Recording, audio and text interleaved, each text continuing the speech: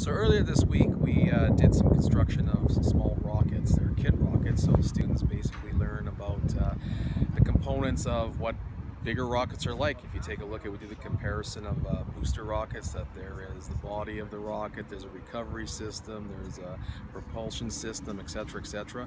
And also touching is because this is about engineering, about being able to do variations of what it would take to construct a rocket. So students got a basic understanding of rocket construction, and then today we're out in the field here.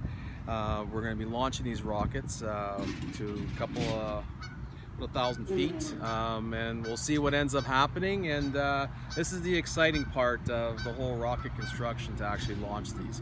And so we have the launch pad here. Students will do a countdown, 5, 4, 3, 2, 1, and then they got to press the button and hold, and we'll launch. And because it's a bit windy, so we'll talk about this with the kids too, we'll launch slightly into the wind, because the recovery system, when it does deploy, the wind will catch it and the rocket will drift. And so we want to try to, it's a bit of a game to try to get to land right where we launched it from, so kind of fun. So that's what we're looking forward to.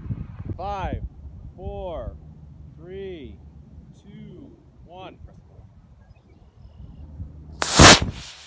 I learned the different components of a rocket, how they work, and got to fly it, the one I created.